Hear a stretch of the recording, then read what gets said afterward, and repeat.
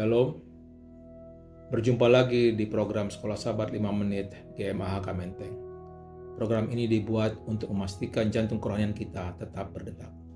Pelajaran kita pada minggu ini yaitu pelajaran ke-7 dengan judul Berbahagialah Mereka Yang Percaya. Ayat hafalannya terdapat dalam Yohanes 20 ayat 29. Kata Yesus kepadanya, "Karena engkau telah melihat aku, maka engkau percaya. Berbahagialah mereka yang tidak melihat, namun percaya."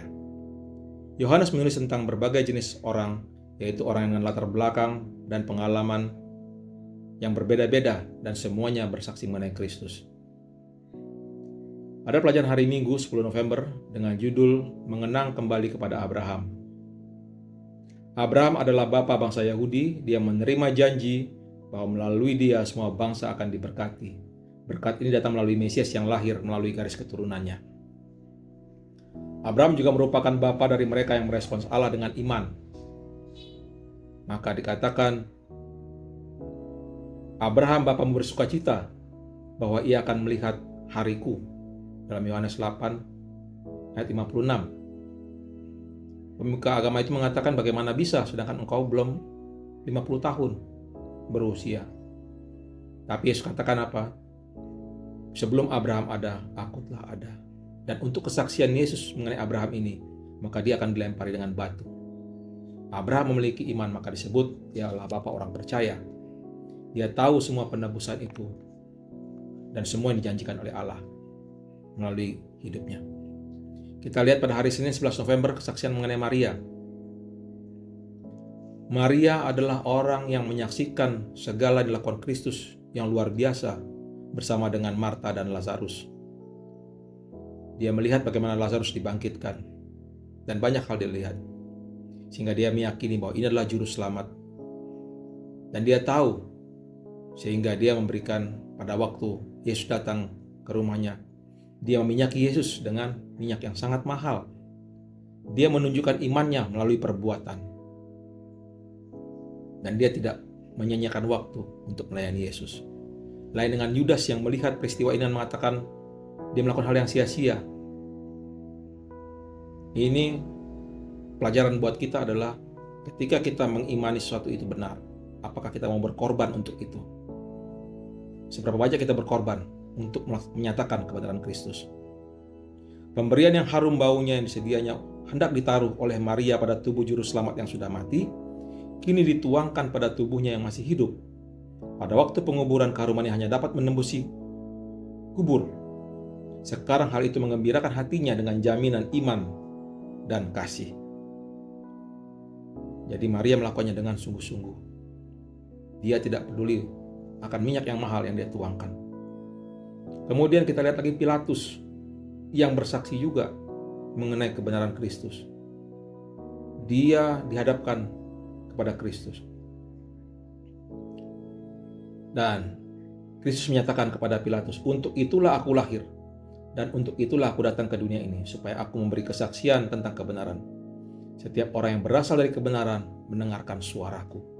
Setelah 3 kali bertanya, dia tidak mendapati kesalahan akan Kristus. Namun, desakan massa di luar sana membuat dia goyah. Sehingga akhirnya dia voting, pilih menyalibkan Kristus atau menyalibkan Barabas. Akhirnya yang terjadi adalah Yesus disalibkan.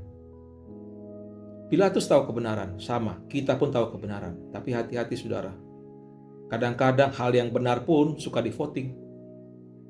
Ini berbahaya. Dan iman yang kita miliki jangan sampai berubah walaupun desakan luar biasa di luar sana yang menggoncang iman kita. Yang berikutnya hari Rabu 13 November, kesaksian Thomas.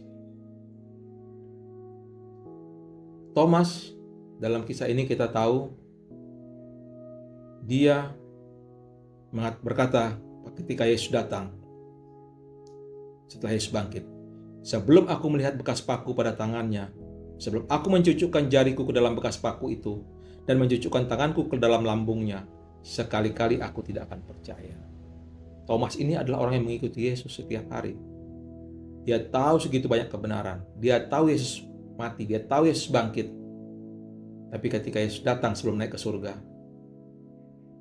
dia menunjukkan bahwa iman Thomas memiliki syarat. Syaratnya itu adalah dia harus mencucukkan tangan ke lubang tangan Yesus. Allah tidak pernah meminta kita untuk percaya tanpa memberikan bukti yang cukup untuk mendasari iman kita.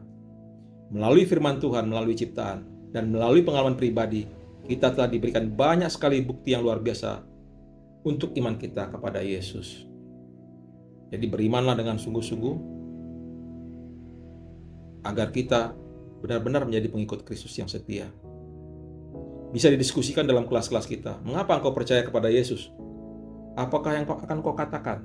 Ini boleh didiskusikan, ya. Karena kita saat ini adalah orang yang tidak melihat kejadian, tapi kita percaya. Tapi itulah iman, mempercayai sesuatu yang tidak kita lihat. Kesaksian tentang Yesus, pelajaran hari Kamis 14 November. Bayangkan jika kita berada di sana. Jadi seluruh peristiwa ini, agar kata kita ada di sana, kita melihat mujizat itu, menurut kita pasti akan percaya. Tapi dalam beberapa hal kita memiliki lebih banyak alasan untuk percaya kepada Yesus daripada mereka yang benar-benar melihat mukjizat tersebut. Mengapa? Inilah gunanya kita mempelajari firman Tuhan ini. Tanpa kita harus datang kepada peristiwa itu, kita mengimaninya. Dalam kesimpulan, untuk pelajaran kita mengenai Abraham, Maria, Pilatus, Thomas, kita memang bukan mereka. Tapi kita adalah orang yang beruntung karena kita tahu bagaimana pekabaran itu disampaikan kepada mereka, kepada Abraham, kepada semua orang-orang yang menyaksikan itu. Kita membacanya dan kita tahu peristiwa itu telah digenapi pada waktu kedatangan Yesus ke dunia ini.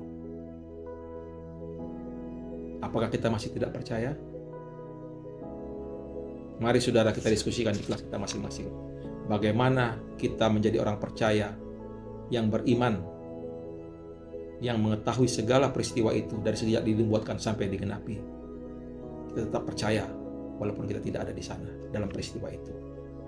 Mari kita diskusikan dalam kelas kita masing-masing. Sekolah Sahabat Bersahabat, bersemangat. Semua terlibat dan jangan terlambat. Tuhan Yesus memberkati.